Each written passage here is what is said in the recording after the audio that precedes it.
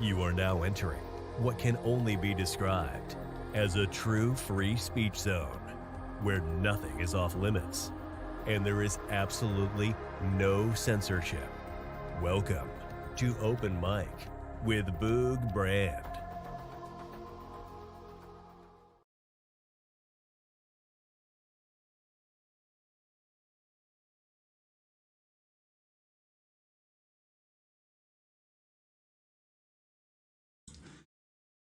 Turn the audio on, number one. I'll fix the other issues we got going on here. You are apparently not Brandon Herrera, and this is the least prepared that I think I've been in quite a while.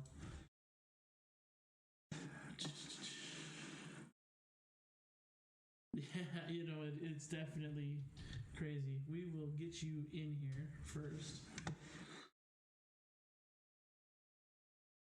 Technical difficulties is kind of our thing around here.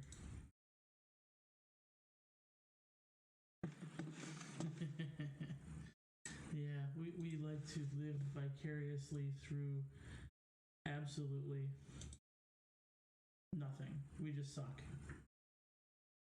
There we go. We're gonna get this in here. Get you adjusted.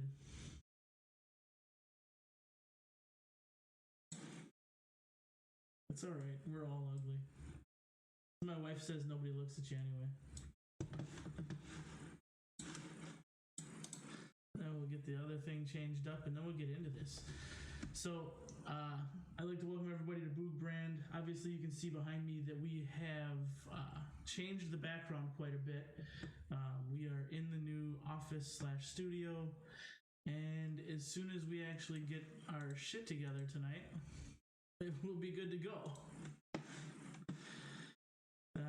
Usually I spend some time down here getting this all ready to go, and it just didn't happen this week with actually building the new office, getting that done, and then I decided it would be a good time to reorganize the computer. So I took my pile of wires that everybody who actually likes computers would have actually cringed at and put them all into a new case. Then I proceeded to spend the next 2 days repairing what I screwed up when I reassembled it. So that was fun.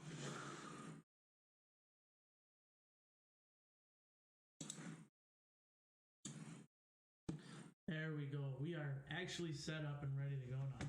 We didn't, if you just disregard the first 4 minutes of the show, we're good. Yeah. Well, Brandon got hairy dicky. Yeah, that's not Brandon. He's not as pretty as Brandon, but you can live vicariously through him if you want to. Our guest tonight is. Yep. Go ahead. Right. There's a little dig at him. That's good. So tonight we got American White Guy as your YouTube channel. McCoy, for some of those that are out there, they know you through Edgar and XMC. That guy keeps you on your toes, I'm sure. Being a buddy of his. How is that for you? I know he's pushed you into being something of a YouTuber now.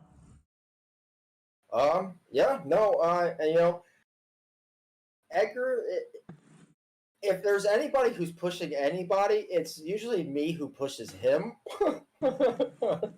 not the other way around. But he and I were talking. He called me one day and he's telling me that he did the story.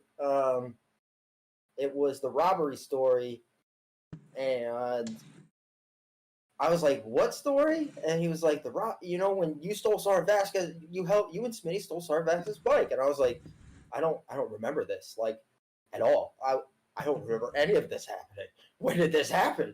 Tell me the story. I don't remember. So he did a quick breakdown for me, and I was like, "Dude, I don't remember any of this." He's like, "Dude, the bike, man. You guys stole the bike." And I was like, "What? The bike? I remember the bike. I remember it being in your room." And then it's like, memories started to kind of flood back, and I was like, oh my god, I do kind of remember this a little bit. And then it was like, oh, I remember pushing him. I remember I pushed him off that bike. Oh, I pushed him off the bike. Oh, didn't remember it at all. You just love getting actually all the information, after the fact. So oh, dude, I'm getting messages that my audio is pretty low. Yours, I apparently forgot to turn on. We got that fixed. Don't worry, you didn't talk too much beforehand. So I'm actually just gonna raise up the gain a little bit. Let me know how I'm sounding over there, you guys. We'll play this game a little bit, but we're doing pretty good. Yeah, my wife just said I can't hear you either, so we'll give it a little bit more. We'll get it up there. Let me know how this is coming through. I do all these tests. I record the audio ahead of time, but sometimes the encoding into YouTube, it makes it sound a little bit funky. Dinky says that's better, so we're gonna go with that for a little bit. And if you guys got more issues, just let me know.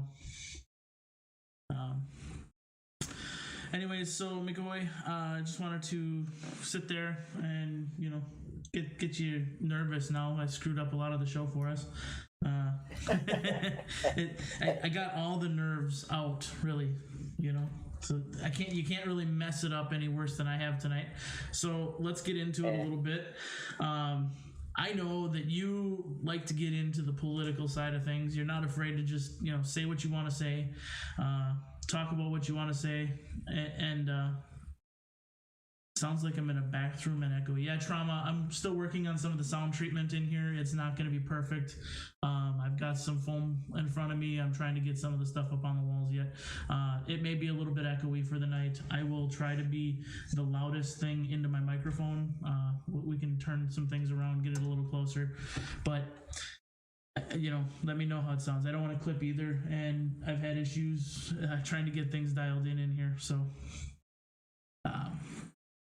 back into it. McCoy, you're kind of my test subject in the new studio, the new setup, the new everything, and you get to take the brunt of it. Hey man, I was in the Army, so that doesn't bother me at all whatsoever. Yeah, I was a test subject for everything. Well, being in the Army is definitely a good thing.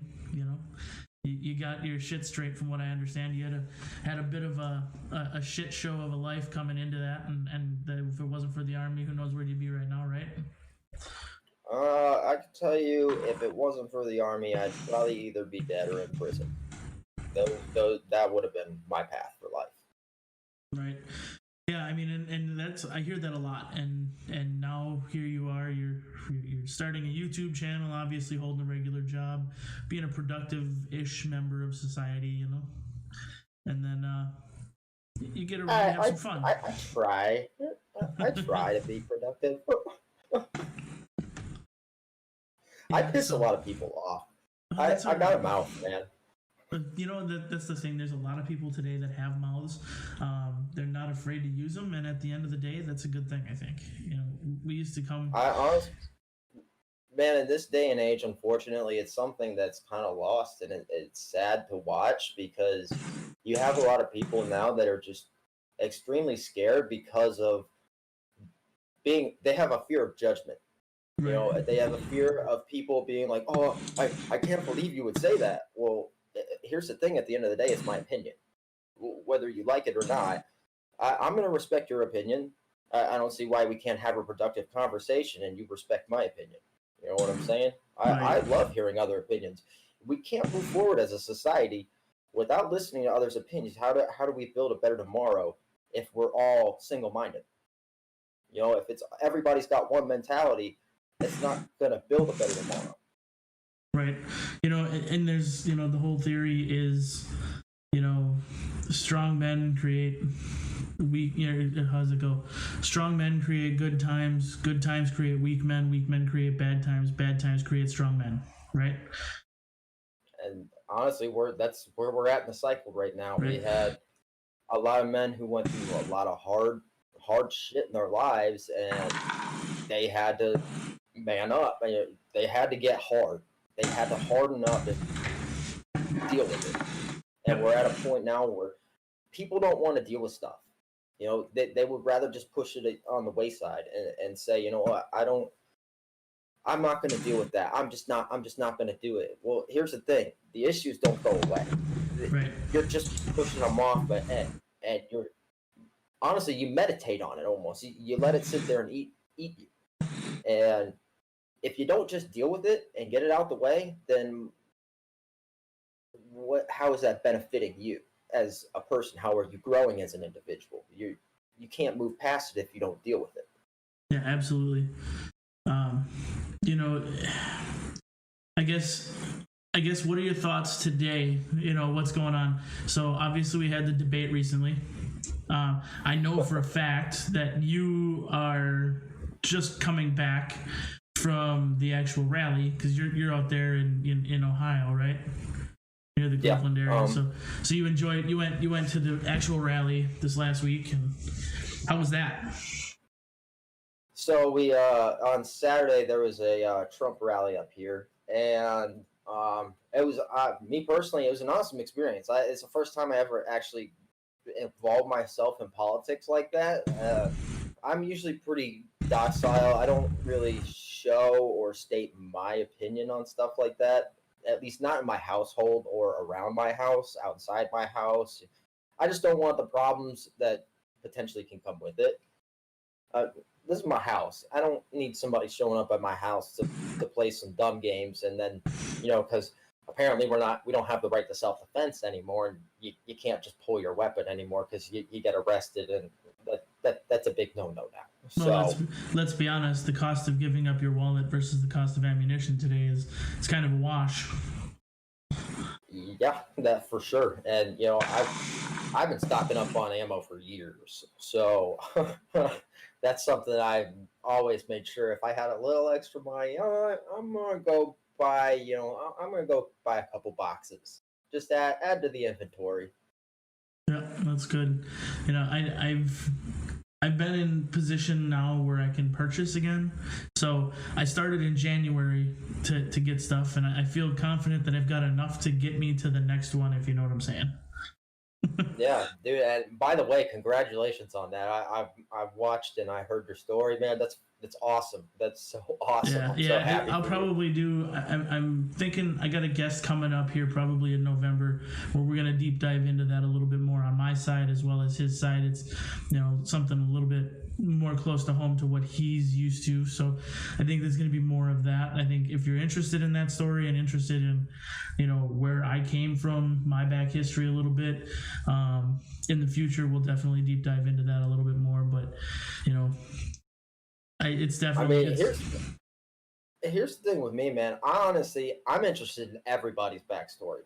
I really am, because without where you came from, it doesn't create who you are today. And I want to know where people came from. That stuff is important, because without that, how do I relate? You can come from the inner city, but we still share same experiences, a lot of similar experiences in life. Right. And that's something that I really try to impart on in my channel too, to other people, is that, these experiences that you've had, there's a good chance that I have experienced the same things. Maybe not on the same scale, but pretty close to it. Right. I think that's extremely important, and not to cut you off, but it's like I've gotten that from you. I get that from a lot of people in, Edgar too. It doesn't matter where you came from. You've pretty much experienced most likely something extremely similar to everybody else. And I think that's where we're getting so pissed off nowadays and being called racist or xenophobic or this or that. And it's like, I don't give two shits about your race, your color, your fucking beliefs. I don't care, none of that. I care about who you are as a person, number one. And number two, if we actually sat down and talked, as much as you think that I'm that much fucking different than you, I'm not. No, not only that, but my favorite right now is, you're stealing my culture. This is America. We have every type of culture here. What are you talking about? What the fuck are you on? Because to me, what you're fucking saying is you're a selfish fucking prick. Whereas I would love for you to get to know where I came from, my culture. I want to learn your culture, because there's shit I can learn from you. Right. I can learn from anybody. And I don't care what your age is. look, there are people who are young who have been through harder shit than people who are in their 60s. Right, absolutely.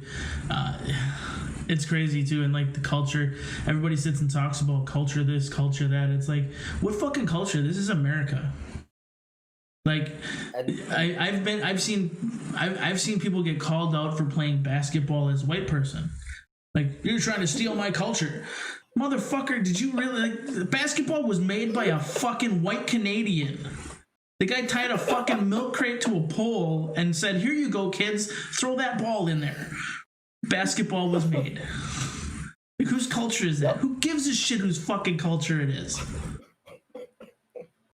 That's what I'm saying, man. It's like, I'll never understand it. That's why, for me, it's mind-blowing. It's like, well, where are you coming from with this? Like, right. It's got to be a place of self-centeredness, because for me, like I said, I want you to learn about me. I want to learn about you. I see just another person across the table from me. I don't see anybody but a person. Right. Like, that's why this whole black white bullshit. I don't, fuck that. I don't, no. I won't even. I won't assimilate to it. You can kiss my ass. I don't give a fuck. Right. I don't care about the color. Who gives a shit? The pigment in your skin, what you're born with, it doesn't mean shit to me. Oh, Edgar stopped in. He's like, "What's up, fuckers?" I'm surprised he's awake. It's 8:17 p.m. Gotta throw a little dig in there, man. Yeah, that's all right. Did you hear? I told him he would make the best first lady for me as president, wouldn't he? I mean, that man bun got him going crazy, right? Exactly, man. He's working on getting it right. He's got the look. He's getting the look down. Yeah, he's getting there. You know, he's gonna pop that ponytail pretty soon. But then again, do you really want to take him as an old lady? He hasn't even seen Boondock Saints. I mean, I kind of actually blame you. I kind of actually blame you for this, though. How can you be his best guy, put him through the service, go through the service with him, and he's never seen Boondock Saints? Not me. Don't. I've been trying to get that fucker to watch that movie since I fucking met him. I gave him that movie on a hard drive, and he still didn't fucking watch it. So he can fuck himself. Don't you dare put that fucking evil on me. He says, even as first lady is still fire as many people as I'm allowed to. He would still fire. I think he's saying he would still fire as many people as he's allowed to. I think he's had one too many Coronas tonight. His typing's a little bit off. He's not used to. I guess he's not used to typing. He's used to talking. So how's it feel on that end? Doing the whole reading. So McCoy, let's talk about you a little bit. Your history. Obviously, we kind of touched on that you're in the Army. What you served Army Airborne? I was a truck driver in the Army, and I jumped out of planes like a dumbass. I'm actually more scared still to this day of landing in a plane than I am of taking off and jumping out of a plane. Sounds about right. I mean, all the problems come at landing, not in takeoff or flight, right? Exactly. So, I mean, I guess I can't blame you there. So, any stories, anything, historically that's led you to where you are today? I mean, obviously, everything kind of forms you into who you are, and that's kind of, the point of life. But, obviously you said you were a shitbird basically before going into the Army. I'm assuming the Army didn't make you much less of a shitbird, or you just kind of repressed it a little bit. Not really, actually. No, not as much. I got strong a lot in the Army. My mouth got me in a ridiculous amount of trouble. I was pretty awful. Like, I was notorious for somebody saying, "Hey, I need you to go do this like this," and me go, "No, that's stupid." And then it was do some push-ups. Okay, and now you're done with that. Let's do some burpees. Oh shit, I'm really in trouble for this one. Yeah. But I mean, my thing was when I was in the Army, what the reason that I was like that too, though, was it wasn't just about me. I would see stuff like, I want you to go do this way, and I would look at it and be like, man, that's gonna get somebody hurt. Like that. I thought our goal here was mission readiness, and we're not mission ready if we're hurting our own people. Like, I understand push, but this is just being a dickhead. Like, there's no need for that shit. I have a better way of doing it. We can do it this way, and nobody's going to get hurt. And they'd usually go, no, I want you to do it my way. And I'd say, okay, well, I'm not doing it then. There you go. You get to tell them no, and then they get to tell you you're going to do it anyway. Well, most of the time, these idiots were also the ones who would tell me to do something and then go run to the office and zero oversight. So I'd still do it my way anyway. Fair enough. So now that you're out, I know that you're expecting.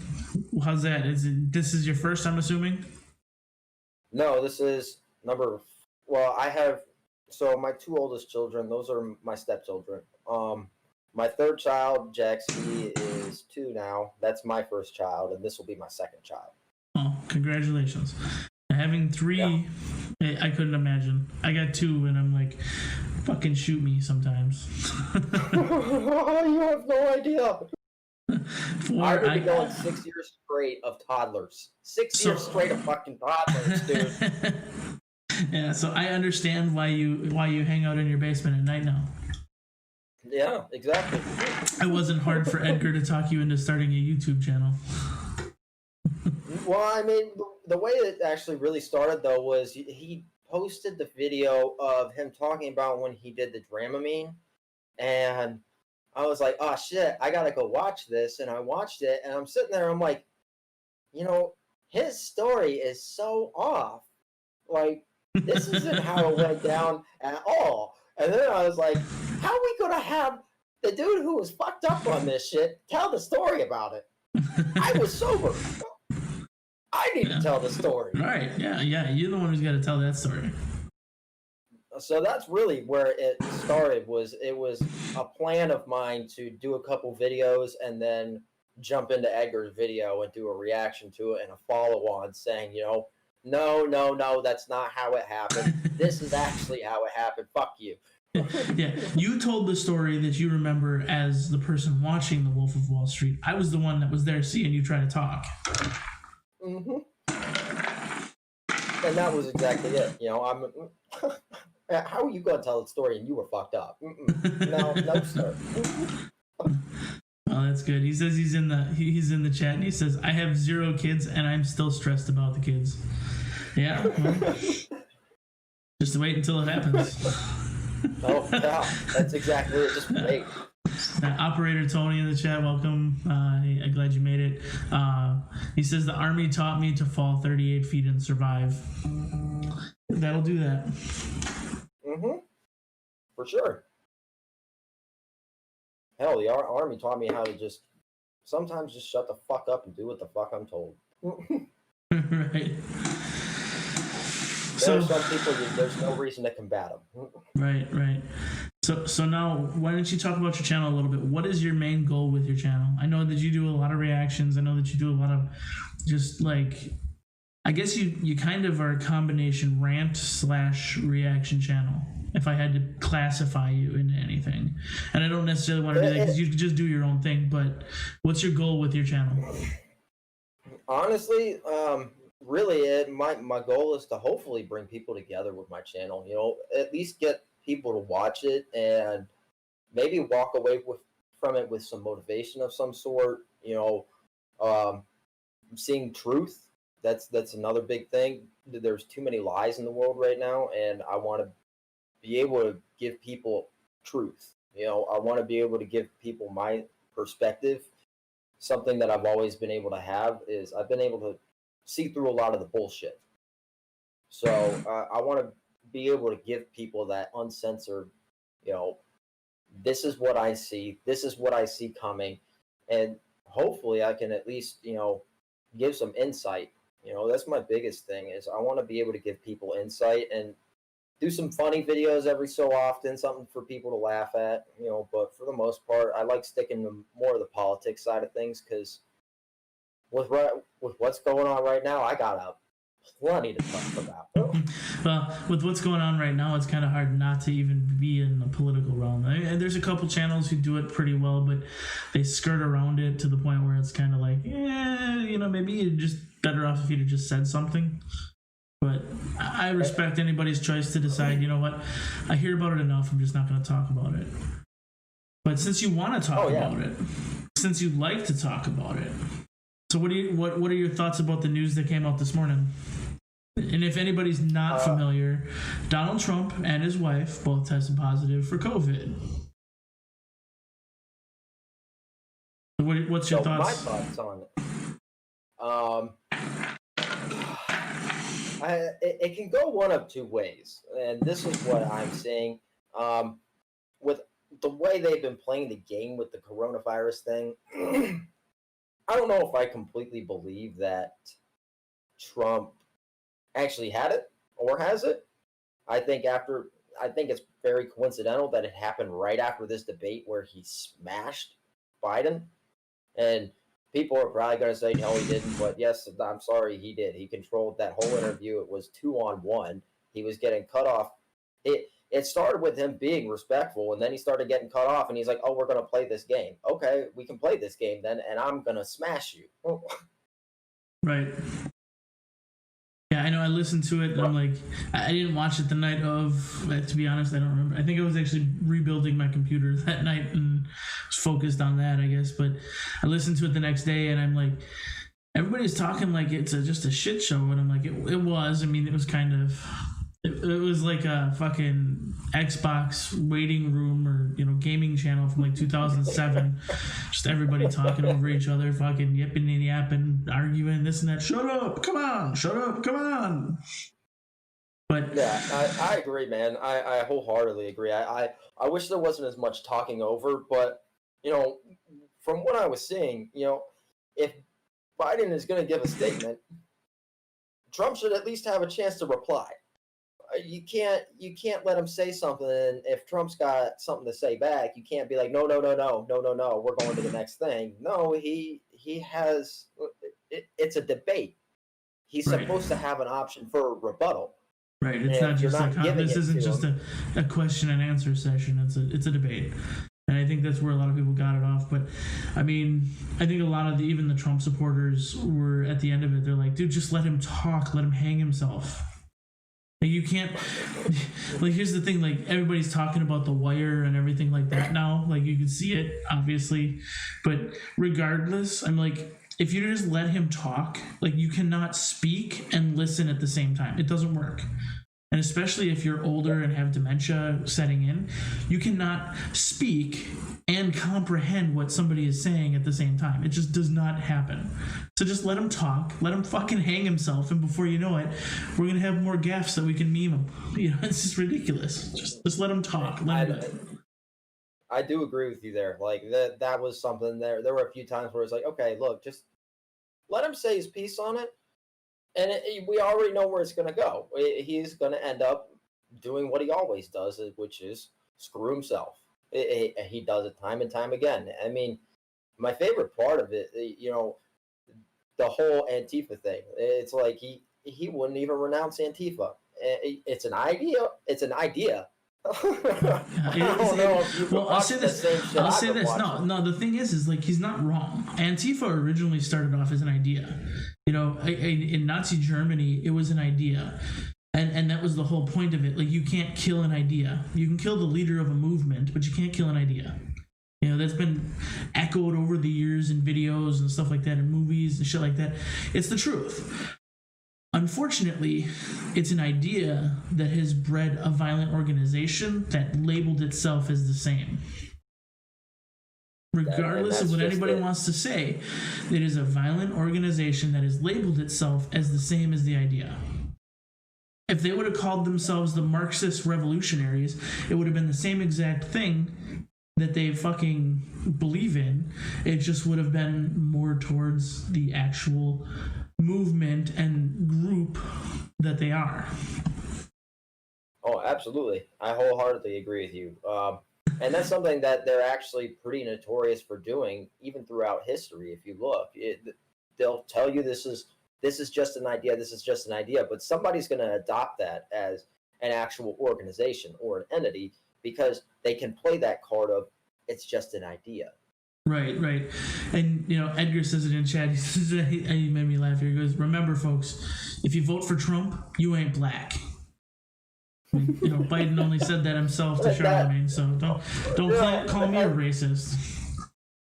And that's what drove me so insane about people who want to sit here and say that Trump is the racist. And it's like, have you looked at this man's history? No, at all? They haven't, and that's the crazy thing. Like, I couldn't believe back when Obama selected him as his vice president running mate. Like, did you see that video from when he was just a senator? And talking at a city council meeting, talking about we don't need any more of them here because we've got enough with power. What the and I'm leaving out the words that I just refuse to say because I'm not a racist like some people. And dude, that's why it's so mind blowing to me is you have these people who they're so blind, man. It's mind blowing to me. It really is. How are you not going to... That's one of the biggest problems with our political system right now is just the people in general. You're not going and doing your own research. Go look into these people. Go look up their policies. Go look what they've believed in the past 47 years that he did nothing and he was caught lying. I couldn't even tell you how many times, countless times this man's been caught lying throughout his entire political career. Mm-hmm. But we're still going to sit here and believe him. Right, and it's like, it's what have you done lately, or what have you believed in lately? Because it's all whatever's in the headlines. But the fact of the matter is that there's a lot of people, regardless, on both sides, that aren't doing their fucking job. I think the one place I disagree with you is that the biggest problem with our political landscape today isn't that people don't go and do research. I think that's a huge part of it. I think the biggest problem is that we actually have a two-party system and people believe you're either one or the other. We need to get rid of the fucking two-party system. And regardless of whether you're Republican or Democrat, I think what needs to happen right now to send a fucking message is you go in and everybody that's on that fucking ticket who's sitting in a fucking position right now, you vote the opposite person. You send a message. You send a message that we're done with your fucking bullshit. We don't care if there's term limits. Your ass is fucking out of here. You don't want to put term limits in? We're just going to get rid of you. You really need to do that. That's something I completely agree with, and that's something that I've actually been saying on my channel for a long time now. The two-party system is flawed. It is massively superiorly flawed. It's two sides of the same coin. Here's the thing: the Civil War happened really based off of a Democratic and a Republican view. Right. And where are we at now? Almost 200 years later. We're almost back to the same damn position we were in then.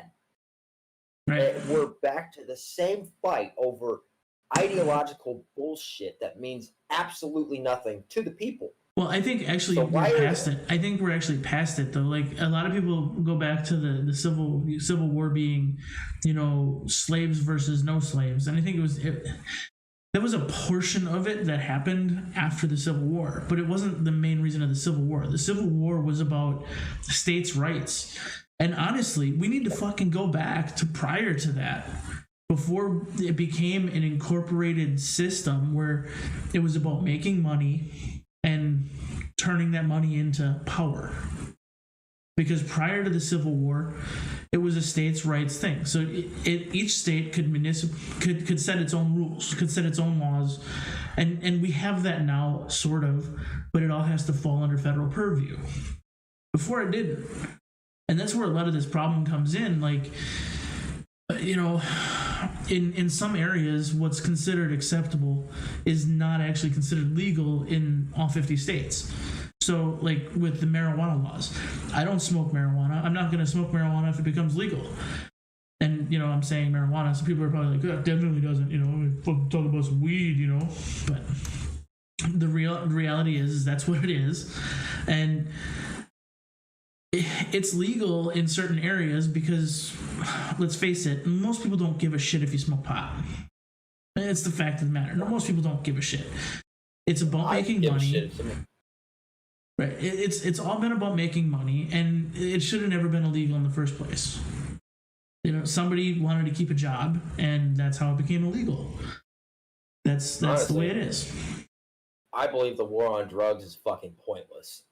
I think it's one of the dumbest things that we have going on in this country right now. Now, do I say anything about the people who are working in it? Absolutely not. But I think it's pointless. Look, it is your own personal choice. If you want to go out and you want to do drugs, go for it. I'm not going to stop you. But here's the same thing. This is at the same time, I'm not going to stop you from overdosing either. Right. You made your choice. You wanted to do it. I'm not going to stop you. That is your right. It is your right as a human being to go do that. Why am I going to sit here and put guidelines on how you live your life? Yeah, exactly. So you're gone. You're gone. That's what it is. Yep, you made your choice. You made your bed, lay in it, type deal. But I mean, I get a lot of different aspects of it, and the fact of the matter is like Edgar says, prohibition didn't work. It was all great back in the day. Don't know why they thought it would work in the modern era. Right. Yeah, exactly. I mean, look at everything that happened. The mob, mafia, all that shit. They took over. They started making all the money, selling all the drugs, doing everything. And they had all the power, really. Federal, local governments didn't have shit. They had to get them on racketeering charges. Look at the cartels. The cartels right now. It's a prime example of it. The cartels are extremely powerful. God, the cartels are prevalent throughout the U.S., and people don't talk about this. The cartels are prevalent throughout the U.S., and I don't care what anybody says. Across all 50 states. Yep, and if anybody doubts that, go talk to some truckers who go across country. Like, they will tell you the places where they don't go because they know shit's gonna happen. Like, I know a buddy who's been in an area, like he used to travel copper trucks down near the Mexican border. If he got a blown out tire, he knew he was down for a while. Well, they would tow him to a place, and he would have to literally stay there and watch them put his tires on because he had been pulled over in the past. These tire shops are run by the cartels. They purposely blow out these 18-wheelers' tires, throw a tracking chip on the truck, fill the tires with shit, send them down the road, and then pop their tires in another state. They're using regular trucks to run the shit. Nobody wants to talk about it. No, and man, that's one of the big problems. There's so much going on that is not being addressed because instead we want to focus on, and here's the thing, we just found out about the Hillary Clinton Russiagate thing. That wasn't even fucking true. So we pursued this shit for 2.5, almost 3 years instead of dealing with the real issues that are going on in our country right now, like the cartels having an infinite amount of power and being able to move their resources. Like, why aren't we dealing with this? And not only that, but we have child sex slavery that is beyond out of control. Yeah, that's another thing that nobody's fucking talking about right now. It's ridiculous. Look at what's really interesting to me is how little of it is making the news. I mean, it makes it locally. So, like, we actually had a news article today that came out that 6 people were arrested in little town of Sheboygan, Wisconsin, in relation to a child sex trafficking ring. 6 fucking people in a town of 15,000, just 30 minutes down the road from me, were arrested for child sex trafficking. That's wild, man. Like, no, this isn't hitting national news, but if you dig, you're finding it. And nobody's even putting 2 and 2 together. Like, they haven't fucking caught these people before. What's changed? They got Ghislaine Maxwell in custody. She's still alive. Nobody's talking about this, but they're finding all these kids. They're arresting all these fucking people. You mean to tell me those 2 don't fucking mean anything together? Yeah, she's singing like a fucking bird. They finally got her, and now she's finally giving out all these people, giving everything away. The whole operation is collapsing. here in Ohio, I want to say over 1,000 kids have been returned to their homes at this point. And I don't know if you know this, but Ohio is one of the leading states for child sex trafficking. Yeah, I mean, it's crazy. And I don't know if you know who lives here. Les Wexner. This is his home state. Yeah. So, and he's obviously directly involved with the whole Epstein thing. And then come to find out our governor was funded by him. And gee, it made me wonder, I wonder why child sex slavery is so rampant here. Turn a blind eye, I guess. Yeah, and Dickie B says in chat, makes you wonder what they have that is so scary she's talking. Right? They have something that's so scary she's talking. So what aren't they telling us? She's trying to save herself from some crazy shit. All these people are getting arrested. Nobody wants to talk about the fact that, it was Clinton on that plane fucking 16 times. Joe Biden on that plane multiple times. It wasn't, they've got him in a fucking airport getting a massage by one of the girls that's accusing Epstein. Nobody's talking about it. What the fuck? Nobody's talking about it. I'm right there with you. Like, why is this not what's being talked about right now? And we are considering this man as our president. Right, potential president. And here he is. But then again, Bill Clinton in a fucking Monica Lewinsky styled blue dress on a painting that doesn't say anything about what the fucking guy was into, right? Exactly, dude. That's what I'm saying. It's like looking back at everything that's happened, it is so beyond wild at this point to see everything going down the way that it is. I never in my life thought I would see this kind of shit happen. But right. It gives truth to the world. This is what the world really is. The world is not a nice place. And that's something that I try and tell people all the time who want to live in this fucking fantasy land. This is not a nice fucking place. People are beyond shitty. People are fucking horrible, and they will take advantage of whoever they can. And that's something that was one of the first things I really learned as an adult. Going to Afghanistan, you see what real life is without that safety of America. Right. No, absolutely. And I don't even know where to begin with half of this stuff, but it's like people just need to realize, like, it's not a fun life. Is not fun. It used to be as a kid because you were ignorant to it, and all these people want to grow up and think that life is going to be fun and instant gratification, and that's, I think, half of the fucking problem. But like Trauma says too, the left wants to make pedophilia acceptable. They do. Look at fucking cuties. What the fuck? Seriously, we're gonna say this is acceptable?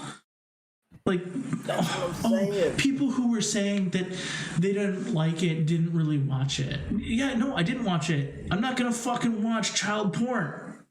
I'm not glorifying pedophilia. I'm sorry, you're right. I ain't gonna watch that fucking bullshit, and I'll never watch that fucking bullshit in my fucking life. You can kiss my ass. Fuck that. Exactly.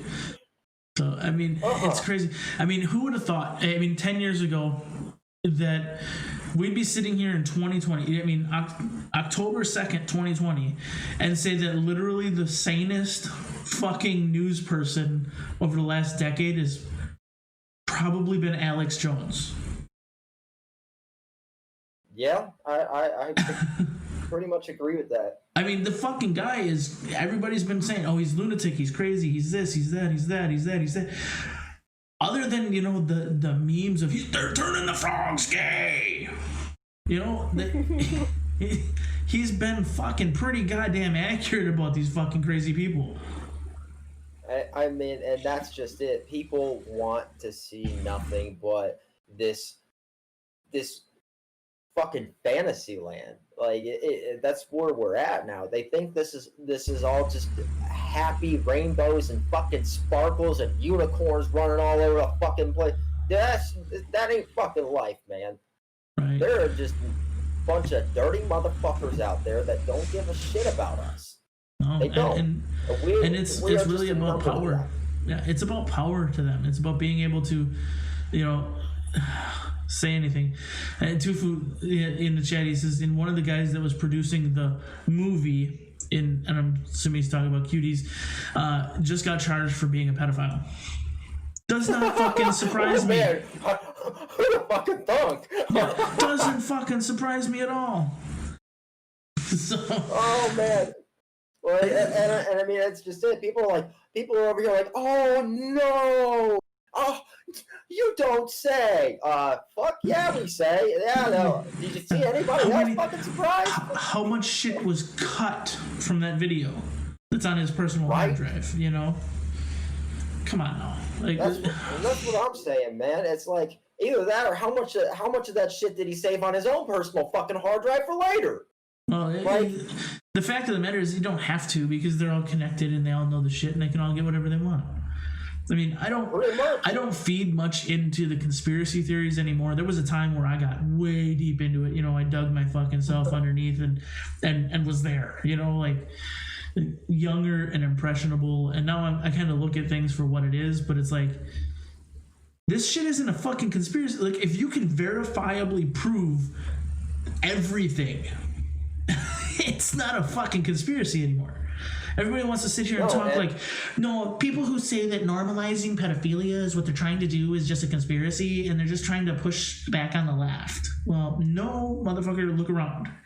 Y'all got fucking transvestites half dressed in fucking, you know, skimpy ass clothes going and reading story hour to kids, and that's supposed to be fucking acceptable, and if I don't want my kid involved in it, I'm a bigot? Do you even know what the fucking term bigot is? And that's just it. You got these stupid fucking idiots nowadays who want to throw around these terms like you're a bigot or you're a fascist. Like, do you even know what either of those mean? Like, do you have any idea what you're talking about right now? Because you're over here calling me a fascist and silencing me, but that is the definition of fascism, you fucking idiot. Yep, exactly. So, I mean, Trauma in the chat said it pretty good. He says, the generation that grew up with everybody being a winner, no losing, no consequences for their behavior, who grew up with the internet are now of the age to run things. And that's fucking scary. I added the last part because it's true. It's 100% fucking true. All these people who have been fucking conditioned for instant gratification, no matter what, just because you tried, honey, it's good enough. Here's a trophy, are now people who want to go out and fucking be a part of reality and a part of life. And life don't give two shits. Life don't care how you were raised. Life will fucking beat you down and teach you who the fuck the boss is. Here's the thing. I remember when it changed. I remember as a kid when it changed over that bullshit. And I remember I played soccer when I was younger. And twice when I was a kid, my team came in and we got silver medals because we made it to the championships. We lost, obviously. But we still got our medal for being in second place. But then I remember, like, the third or fourth year I played, I remember we started getting participation trophies. I remember they handed me this trophy, and I looked at it, I was like, what is this for? And they were like, it's for you participating. And I was like, why? Like, did why? I win? Did I win? What did I do?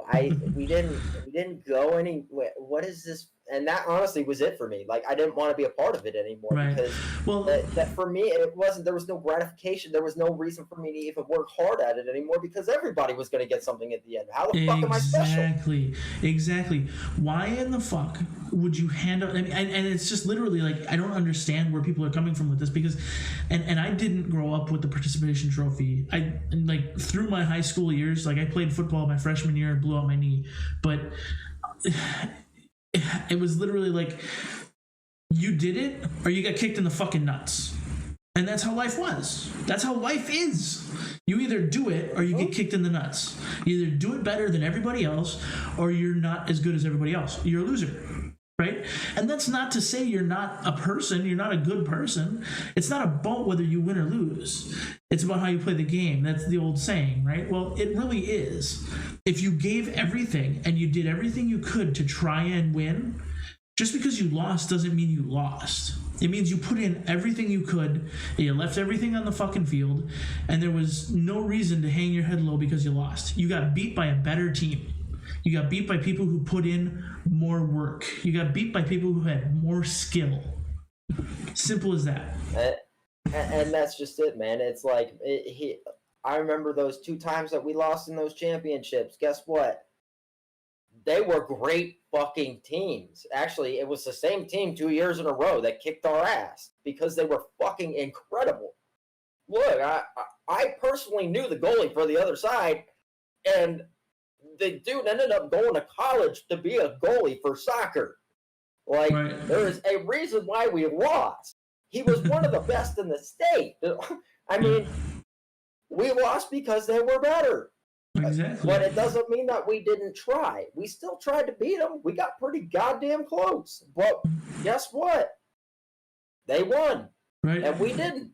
Yep. Guess what? They're number one. I wasn't. I'm over it. Right. Well, it either drives you to be better or it drives you to go find something you're better at. Plain and simple. Like, and that's the truth. all these people nowadays, sure, it's like, oh, I lost. I'm going to go home. Where's my soy latte?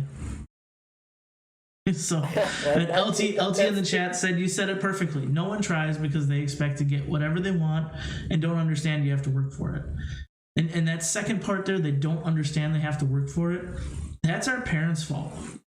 That's our fault for our kids. You know, everybody always goes into life saying, I want to do better for my kids than my parents did for me. And we start out by spoiling our kids. We do everything we can to give them everything we didn't have. And eventually, the ones who are smart realize you're raising a spoiled fucking brat. Time to start taking shit away. Time to start not being a nice person and start being their parent. You're not their friend, you're their parent. And then you start respecting your parents. And you start learning that your parents didn't not give you things. They gave you the opportunity to go earn them yourself, to learn, to be a decent fucking person. And that's when you start being a good parent. That's when you start being a great parent. You can give your kids everything they want. That doesn't mean you're a good parent. That just means you can give them a bunch of shit. And they're not going to respect it because they didn't have to earn it. And that's what I'm saying, man. That's exactly what I'm saying. Like, with my own kids, you can shut up in school. Well, guess what? You ain't gonna have no privileges when you get home. You gonna learn to shut up in school. I ain't playing that shit. Look, I don't give a shit what everybody else is doing in your class. You are gonna act right, or guess what? You will suffer the consequences when you get home. Right. And that's something that's lost. That's something that's been lost, man. Look, I want to give my kids a better life, but at the same time, I want my kids to not be fucking assholes. Exactly. And Trauma said it too here. Technology has made things easier and faster. Kids need to get off the internet, off their phones, computers, and iPads, and go outside and experience life firsthand. Yes, but I'm going to add to that, Trauma. So do fucking parents. I'm guilty of it. My wife's guilty of it. I'm on my phone. I play with my fucking phone a lot. And I try not to do it. And I still do it. And the only thing that I found that it works is just leaving it in a completely different place. And it's weird. It's tough to get through, but we really need to, as in general, as an entire fucking society, break ourselves away from these fucking things. These things are not, they're not meant to be that much a part of our life, and they are. We need to get away from it. I'm in complete agreement. Like you said, these are what have made our society fall to what it is now, making our society feel like your feelings fucking matter. Fuck your feelings. Your feelings. What do your feelings do for you? What you insignificant fucking twat. Why do you think you're important? Like, just because, oh my god, I have 13,000 followers on Instagram. I'm famous. Shut up, bitch. Go to school. And that's. I'm gonna say, man. The only reason I am back on social media is for my YouTube channel. Like, I had pretty much right about the time I started the YouTube channel, I had pretty much sworn off social media. I was like, I'm done with this. Like, first off, Facebook won't let me talk factual information without me being told that it's not factual. So, and that, of course, fuck you. Like, fuck you. I'm not playing that fucking game. You want to play that fucking game, you kiss my ass. I ain't going to be a part of your fucking platform. I'll find a platform that actually gives a fuck. Yep, no, I get it. So, I actually fully get it, because if it wasn't for Boog brand itself, I probably wouldn't even be on. I can't say I wouldn't be on social media. I would be on social media for my family, because I post pictures of my kids. They get to see my my kids that way. They live in 3 hours away, stuff like that.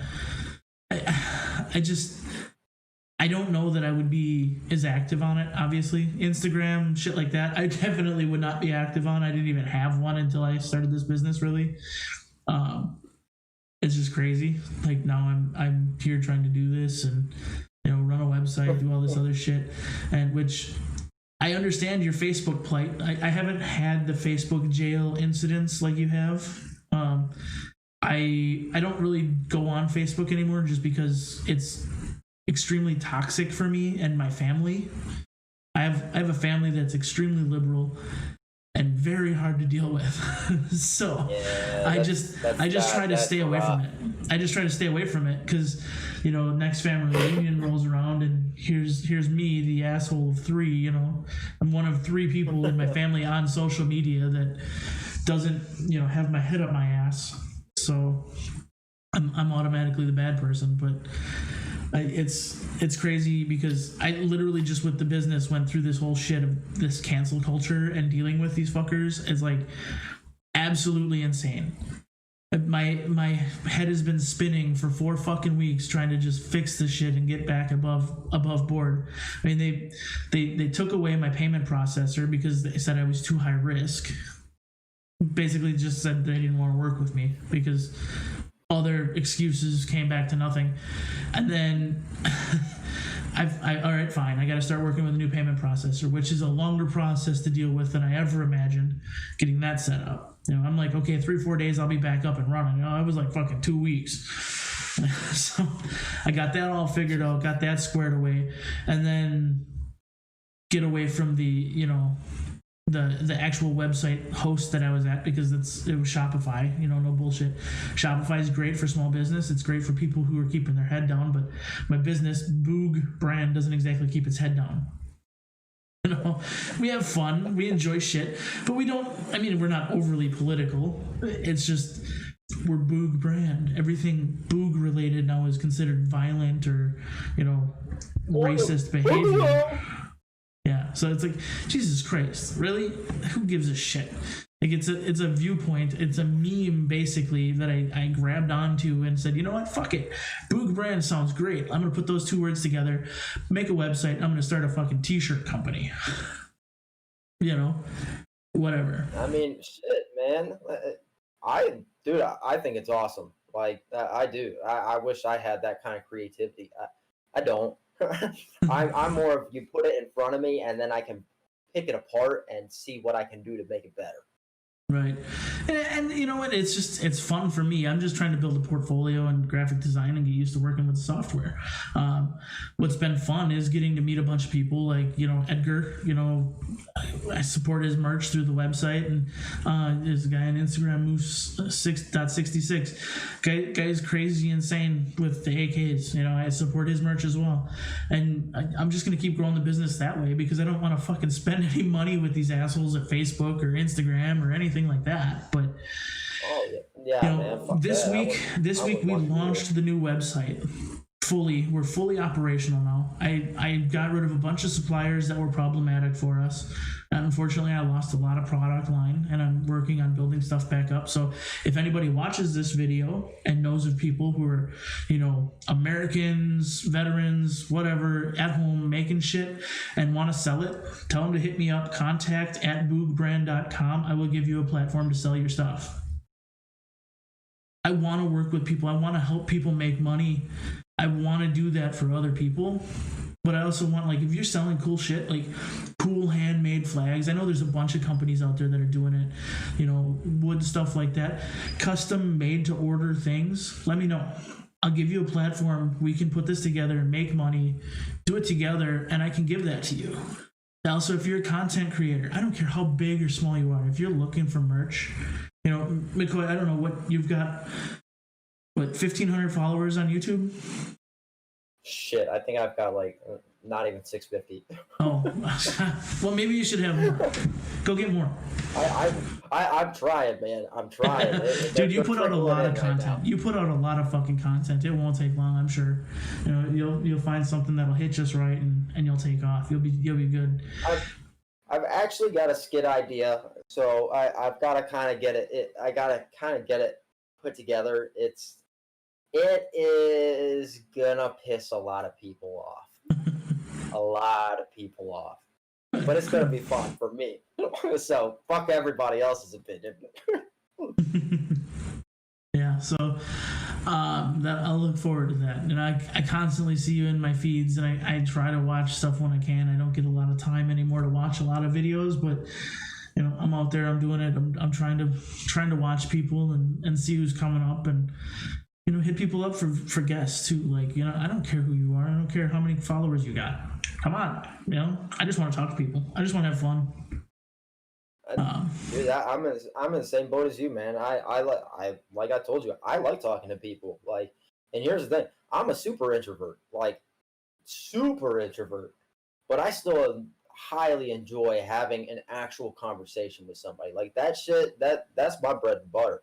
Because I want to have a conversation. I want to learn. I want to hear your perspective on things, because it may change my perspective, and that's a big deal. That's a huge Actually, deal. that's how people grow. Like, we lost that, and here we're doing it still digitally, but even this is way better than just fucking sitting by text message. Or I have nothing against Discord. Like, I'll sit and talk to people on Discord all the time. You know, jump in, chat here, there, do this and that.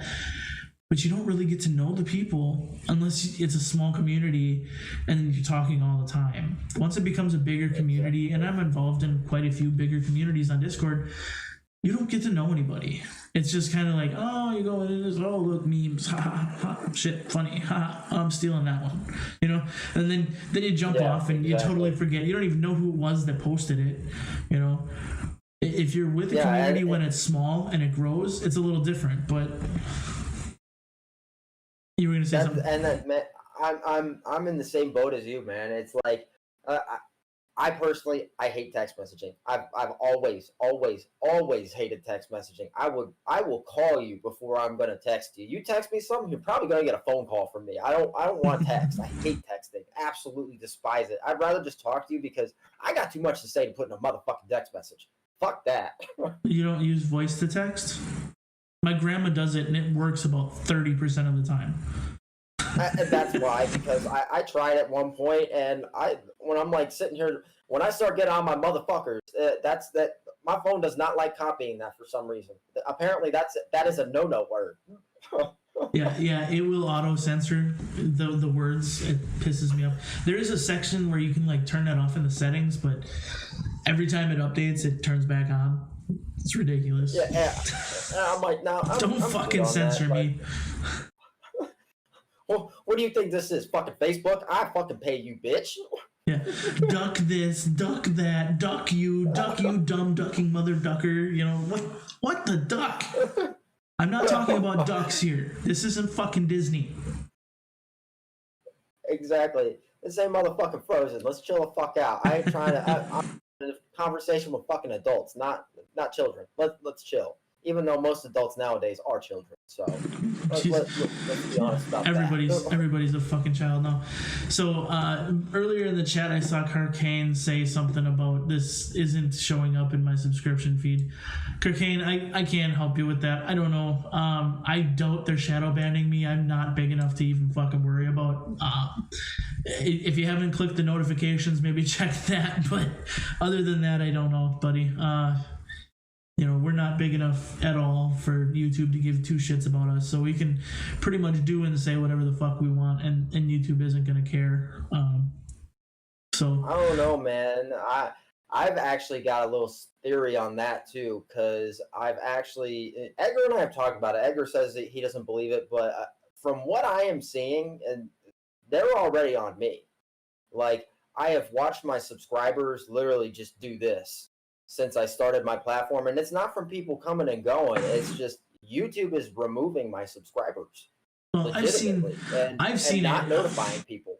Yeah, I've seen it. I mean, I think Edgar. I posted a link in the Discord tonight to the channel so everybody could subscribe and, you know, get whatever ahead of time so they get the notification when we went live. And Edgar subscribed, and I'm like, huh, really? I thought he subscribed like 4 days ago, 5 days ago, something like that. I'm like, I literally got this notification a couple days ago. Like, why in the hell is... Okay, that's weird. I've had subscribers pop up a couple times now also myself where I'm like, wait, I remember this name. This is a familiar name. Why are they popping up again? Oh, I know why. You little fuckers. Right. I think it happens. I think it happens to everybody, but I also think that sometimes people accidentally hit subscribe again and don't realize it. You know, you're scrolling down to the comment section and you like click and you don't even realize it. Especially now on phones too. You got the touch screen, you're kind of scrolling, click, off it goes. I don't put it back. I don't think it's some big conspiracy to hold down us little channels or anything like that are, you know, speaking out against it. To be completely honest, and I had this discussion kind of offline last week with Brandon Herrera, who's obviously way bigger than a lot of people, you know. Oh yeah. And he's had a video pulled down, but he's never experienced really hardship with his channel from YouTube. He's never really had a pushback or anything like that.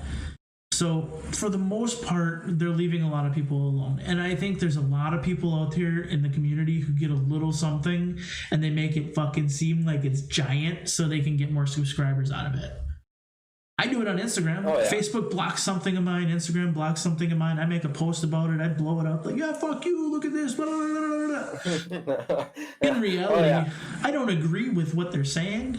Like, I had a post where it was a picture of 3 magazines, the AR-15 magazines. We're talking guns, YouTube. And one was loaded with red tips, you know, V-mags. One was loaded with green tips, and one was loaded with tool steel case ammo. And it said something like, "We don't care. We're equal opportunity. We'll use whatever's available." And like 3 weeks, I remember that. Like 3 weeks after the post, Instagram said, "This violates our policy." Well, it's some pansy ass motherfucker who was triggered by it, who's sent it in and said that it's a problem. That's all it is, 100% of the time. There's too many people with too much fucking time on their hands. It's like that motherfucker in England who found that 22 bullet on the ground and was like, I was in fear for my life. Yeah. It's absolutely ridiculous. There's no reasoning behind it, but people just have entirely too much fucking time on their hands to go and just shit all over somebody else's stuff. Like, really, if you don't fucking like it, don't look at it. Don't watch it. That's like the biggest problem out there nowadays. People just can't go buy it.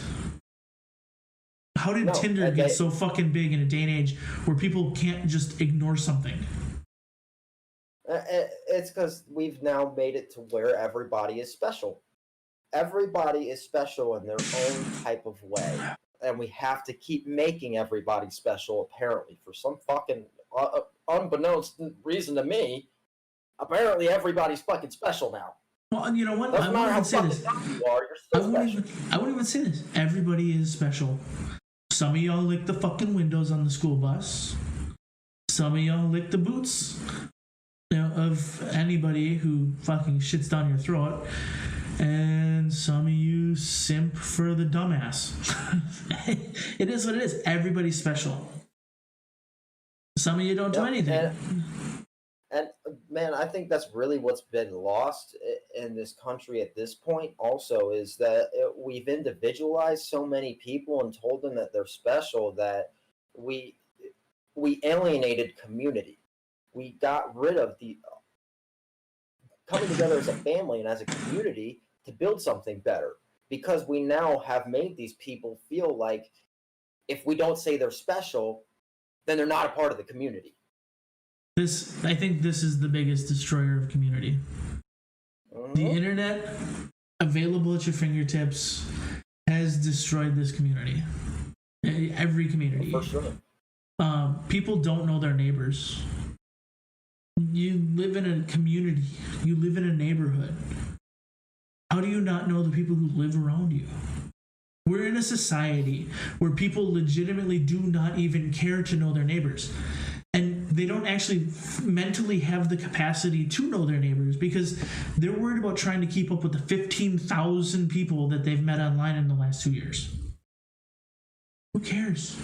They're people online. McCoy, I like you. You're a decent person. Until I meet you in person, you're nobody to me. And that goes for anybody online. My family is first and foremost. Man, and that's the crazy part to me. I want to know how many out of those 1,500 friends that you have online, how many of them will be at your house the moment you need them? Right. And none of them. How many of them are actual? How many of them would you consider family? Hey, Tony's flipping me off right now, I think. He says he likes to fuck his bus tailpipe, which I believe that, Tony. But he's flipping me off because, I met him online. I know him from online. And Tony, you mean something to me, all right?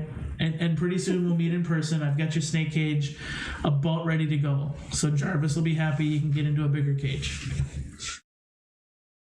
But I mean, and here's the thing. I'm not sitting here saying that, the whole online universe is the worst thing in the world. That's definitely not what I'm saying at all. You can find people that do become family, and that's something that I really press on other people a lot too, is blood doesn't always mean family. It doesn't. My dad's side of the family, I don't talk at all. But, it doesn't mean that I don't consider the people who are close to me my family. That's my family. Whether you're blood or not, if I call you family, you are my family. Right. Yeah, no, and I agree with that. Like, there's a lot of people that I consider that are family that I would be like, hey, I don't know you. Shit hits the fan, you show up at my house. I don't know you. All right, good night, LT. Have a good one. Says he's got to bounce. Have a good night. God bless. You too. So. Yeah, later, man. Yeah, no, I agree though. Like, family is family, and just because you're born into my family or I was born into a family that you already belong to doesn't mean that you're my family. And when shit hits the fan, don't show up at my fucking door. Don't ask me to protect you. If you don't know already that you're welcome at my house, you're not going to be welcome at my house when that time comes. I'm just going to put that out there now. Right there with you on that. If there's ever a question of if you can go, don't go. Because I'm not here for you. Hell, I may not even be here. That's the wild part, man. You got people who they expect for family to just dive in all the time. And it's like, man, there's a point too where you got to unplug yourself from family. If family is chaos, then that's not something that you need in your life. If you need to have if you want a more secure life and you want to go somewhere with your life, sometimes you got to remove the problem. And if it's family, it sucks to say, but you got to pull the cord eventually. Right. Eventually they've got to go because you're going to be trapped. And that's something that I see a lot of, the inner city kids when I was going to school in the inner city. Man, that's what I saw a lot of is they're like, well, I'm trapped. And I looked at them and I'm like, well, how are you trapped? What do you mean you're trapped? And they're like, well, I don't know how I'm ever going to get out of it. I got this going on. I looked at them, I said, but are those your issues? Does it directly affect you? Like, why are you making this your problem? It's not your problem. You need to step back. If you want to move forward with your life, you need to step back and take control of your life. Stop trying to take control of their life. Take control of your life, and you will go somewhere better. But if you're not going to get away from the bullshit, all that shit that people do in crime, all that shit, man, what kind of life do you think you're going to have? Because I'll tell you right now, if I continue with a life of crime, I'd be either dead or in prison. I'm right there with you. It's simple.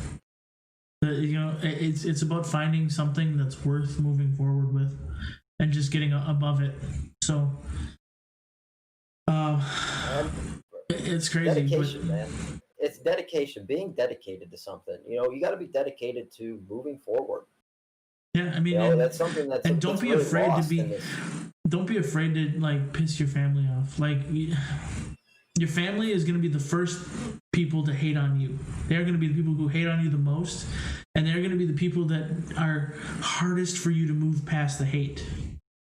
But you got to do it, because if you want to be better than what they are, see, people fear change.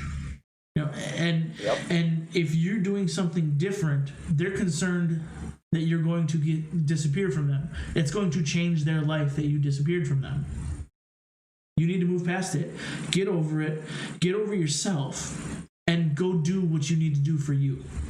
Because at the end of the day, at the end of life, the only thing that fucking matters is what you did for you. Not what you did for him, not what you did for her. It's what you did for you. When you're 96 years old, laying in a fucking hospital bed dying, don't regret not doing something because somebody didn't want you to do it. If you want to do it, do it. Yep. 100% agree with you on that. And that's just it. A lot of the shit is not it. They just want to put blame on somebody else too, and that's something that I've also said to those people. It's like, what's holding you back? What's really holding you back? Are you scared? Are you scared of being uncomfortable? Well, I'll tell you now, the way to be a stronger person is to put yourself in uncomfortable situations. Yeah. If you want to be a better person at the end of the day, you need to be uncomfortable. Because if you're comfortable, you're not growing. And that's something that I've learned throughout my life. The only time that I grew as an individual was when I went through hard shit. Well, it's the whole coal versus diamond argument. Like, you start out life as a coal, and pressure is what turns you into a diamond. It's the truth. People who are put under pressure become stronger, become better people, become more than what they started out as. If you're not comfortable, you're not growing. I 100% agree with that. There's nothing wrong with what you said there. Absolutely nothing. So, like you said when we were talking, hard times create hard men, strong men. That's when you become the strongest, is going through hard shit. Yep. If life is easy for you every day, you're going to be one of these little fucking snowflakes that we have to deal with now. Right, and that's, that goes back to our parents, and that goes back to, the greatest generation. They created a system and a place where, literally, for the most part, they've never felt pain. They've never felt struggle, and our participation trophies didn't help, and all that other shit. But at the end of the day, they're still learning.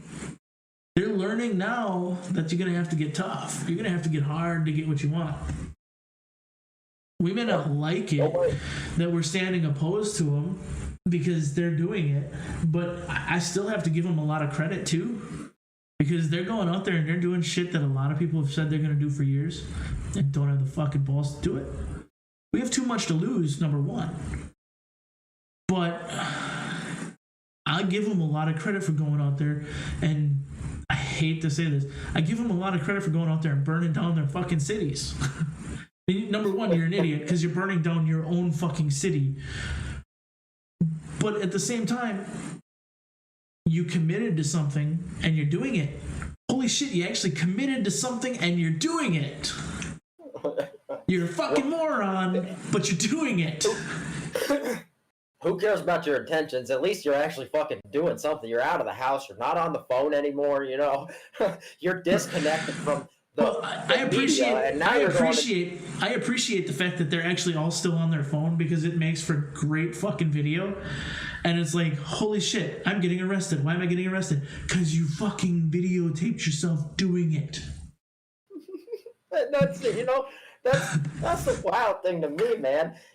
We kind of had cameras when I was a kid, and I remember I recorded one fight, and I learned, don't ever record anything that you don't want somebody seeing later, because then that's just evidence against you. And exactly. It's like, these fucking morons can't figure it out, man.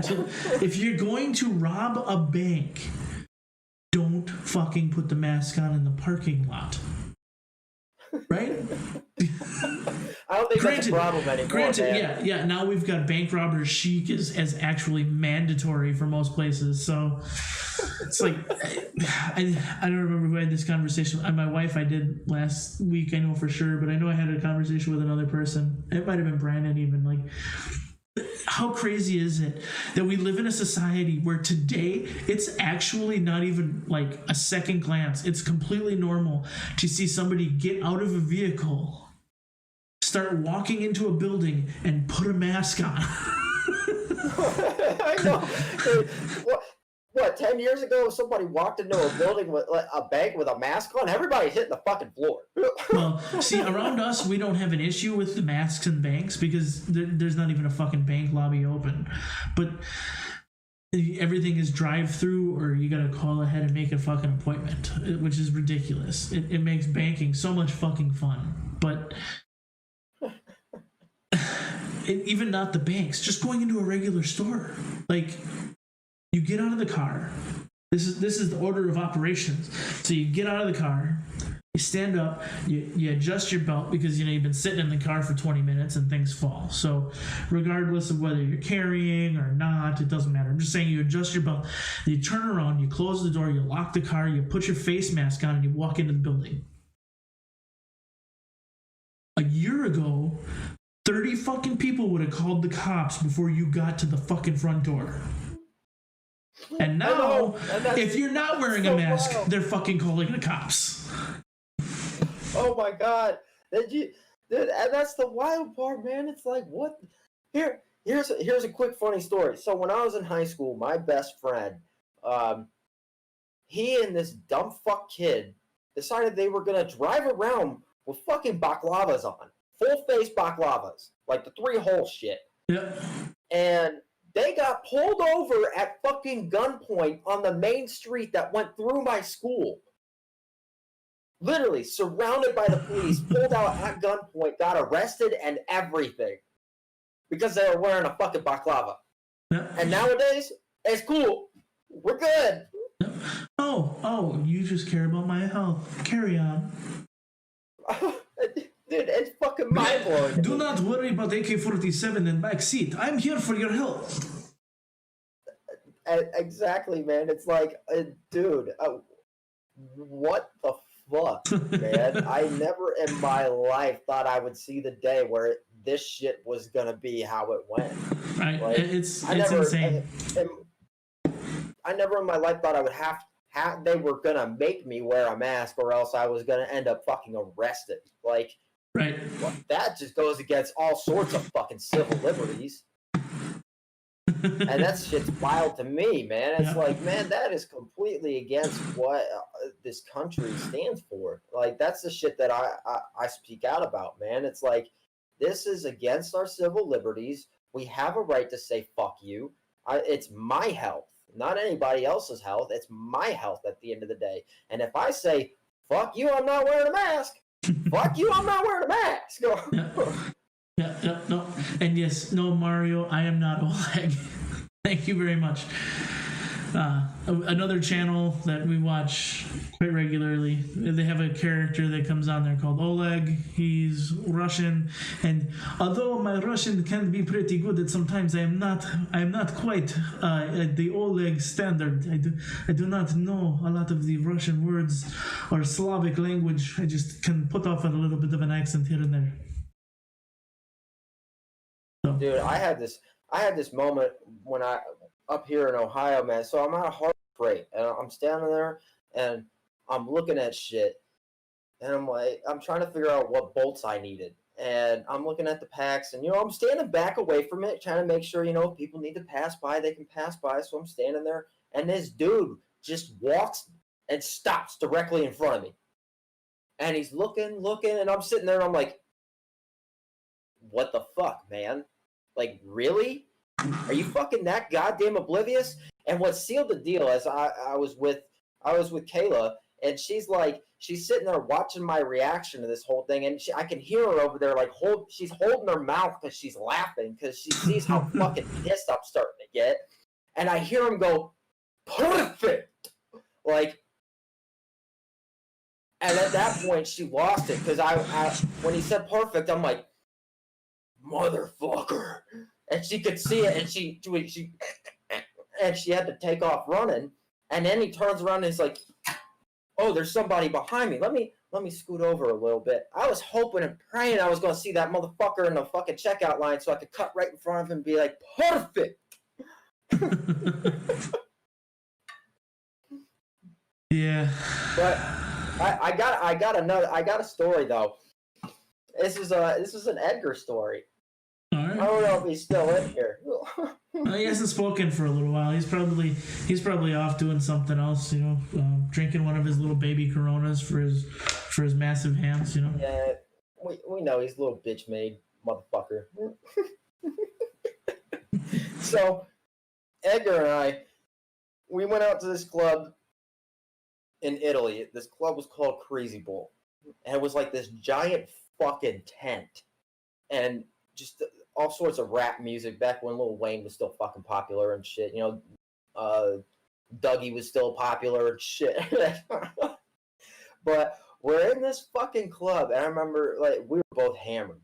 God, both hammered, and the club is shutting down, and we're starting to walk out, and I don't remember what happened between Edgar and this fucking bouncer, but Edgar starts mouthing off to this fucking bouncer, and he's just going, and the dude's like, I'm gonna hit you, and Edgar goes, bitch, you can't hit me, I'm a U.S. soldier. This dude just whack, fucking knocks him on his ass, and this dude was massive, and I remember he hits the ground, and I'm like, what the fuck? So I run over, I'm like, dude, you good? And I go to, and he's like, yeah, I'm good. And I go to turn around, and I'm like, where the fuck did he go? I'm like, I'm going to beat this dude's ass. Next thing I know, Edgar grabs me by the shoulder, and he's like, no, it's not worth it, man. It's not worth it. I was like, but I want to beat his ass. He's like, did you not just see what happened to me? He said, that will happen to you. Yeah, and you were smaller than he is.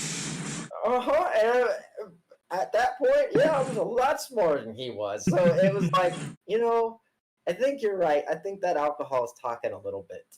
I think I better tone it down because you're right. I will end up on the ground just like you, probably in worse shape. Yeah, alcohol does that to people. So.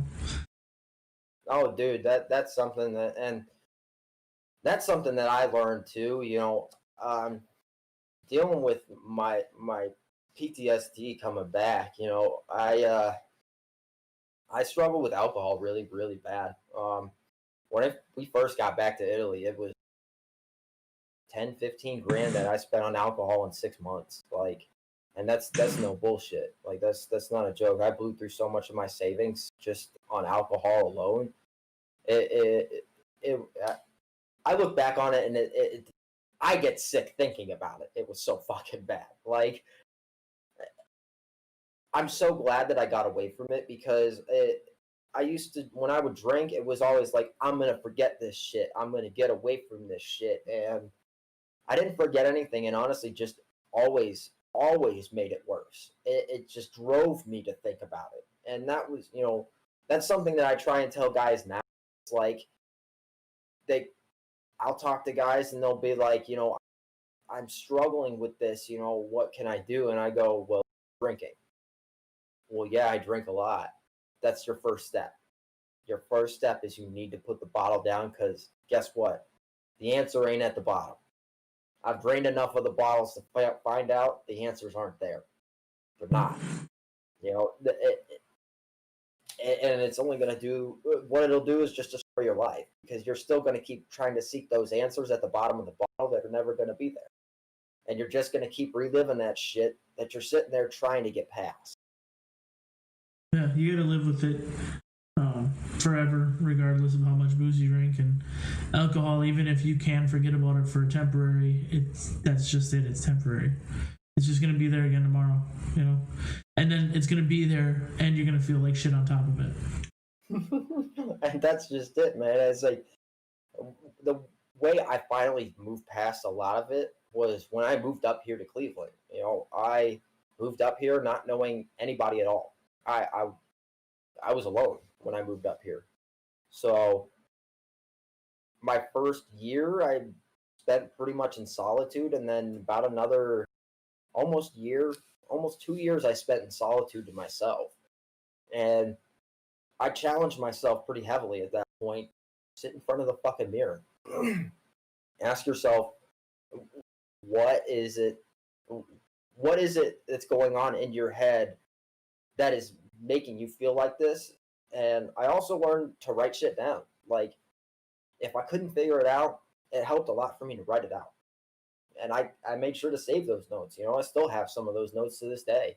You know, I'll look back on them. If I feel lost, or I feel like I'm falling down or going towards that same path again, I'll go back and read the notes, because it sets me to get right back on the path, because I can't go back down that way again. You know, I worked really, really, really hard, and I can't tell you how many hours I spent in front of the mirror going, motherfucker, what is your deal? Why can't you be happy? Why can't you find happiness? And then it really does. It lies on the individual. You've got to sit there and challenge yourself. And yeah, I went and got help too. You know, I went and talked to therapists. That's something that, for some reason, people feel like going to talk to a therapist means that you're weak. And that shit, it irritates me to hear people say that, because it's not weak. It's you trying to sort out what's going on in your head. There's no problem with that at all. That's awesome. Do it. If you need to go talk to somebody, go fucking talk to somebody, man. I'm not going to knock you for it. Honestly, I'm going to praise you for it. Mm-hmm. It's important. I don't want to see people take their lives or take others' lives. Life is precious to me. Life is very precious to me. And the value of life, there is no more valuable in the world. Right.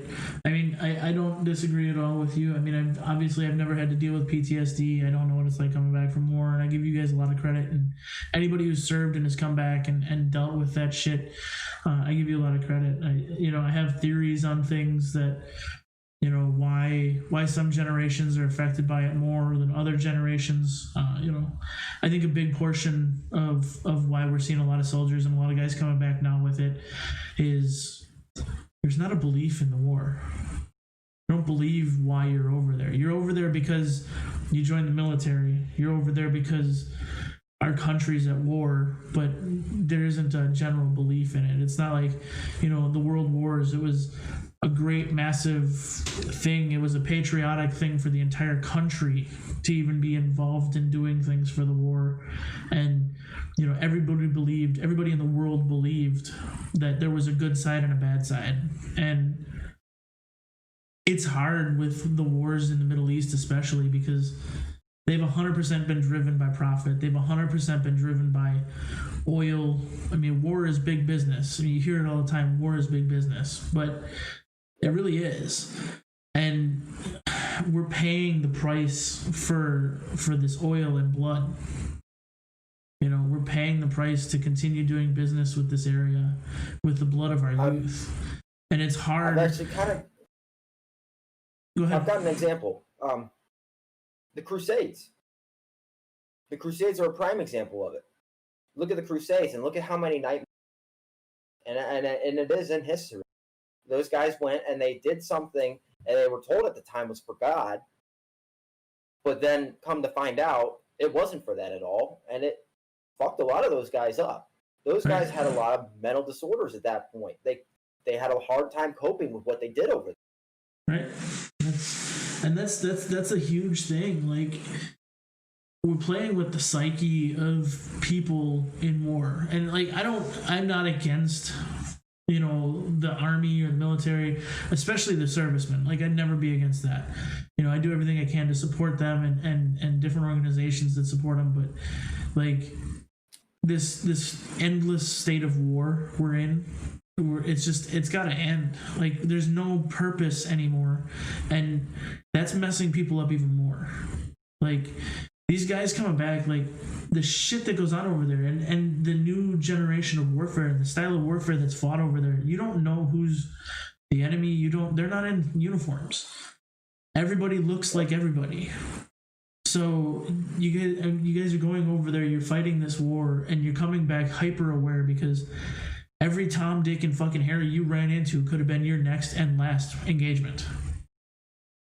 So now you're on hyper alert. Everything is there.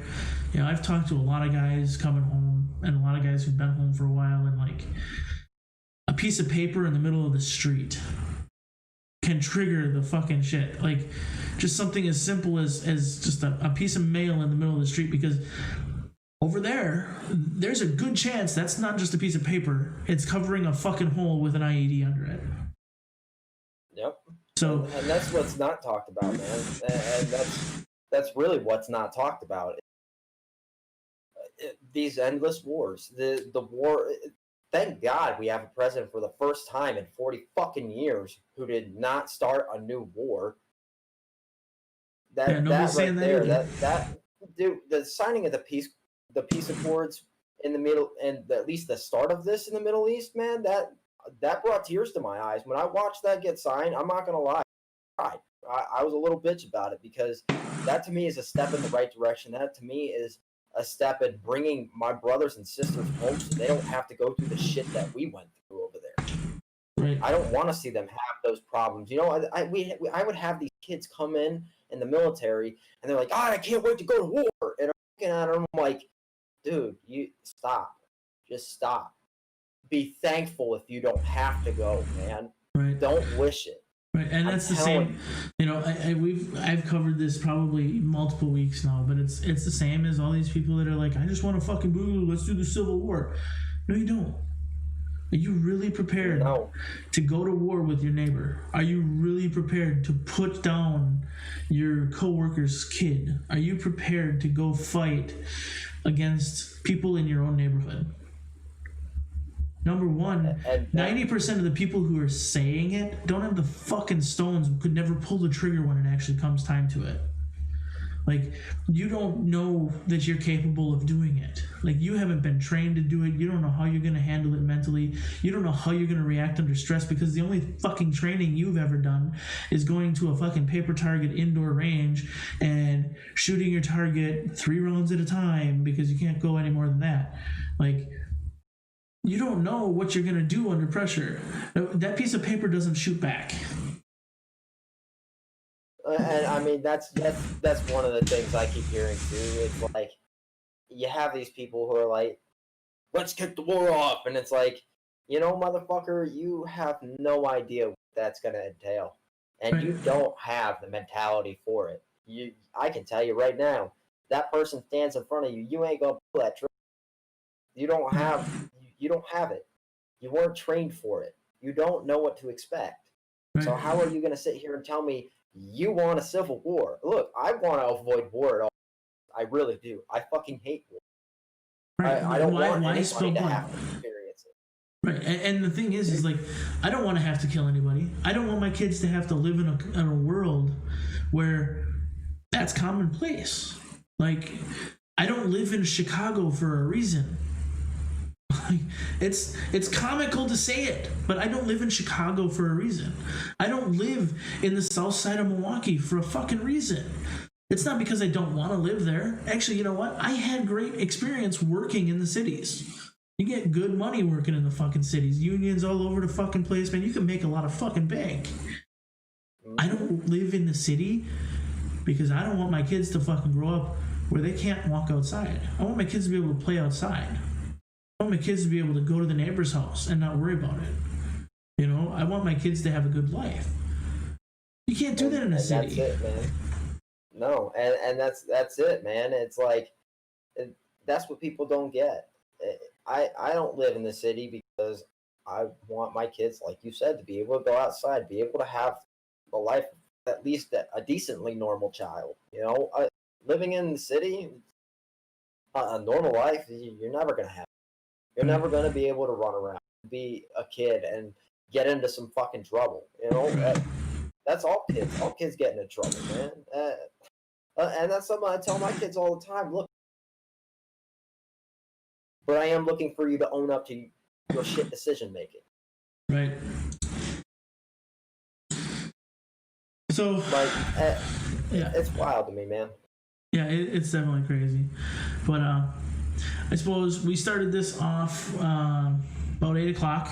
We went through about 10 minutes of shit show trying to get things figured out. We're at 20 to 10 my time, so that's what, 20 to 11 your time. You're on Eastern time?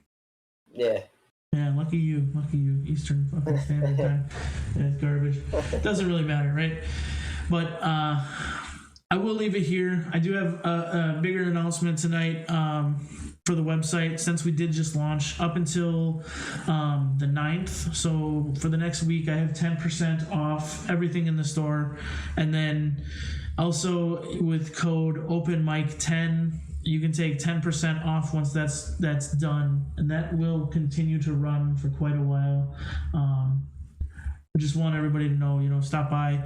Like I said, I will never monetize this stream. I will never do anything like that. I want people to come on, be able to say whatever the fuck they want to say, and not have to worry about where I put it. So I just put it everywhere, and if it gets canceled, it gets canceled. But if you want to support the stream in any way, just head over to boogbrand.com, buy some merch. We've got our own stuff there. And ours isn't even merch, it's just t-shirts. We got some cocky shit over there. We got some meme stuff. We got some gun stuff. We got some fun stuff. We got some dumb stuff. We got whatever the fuck you want.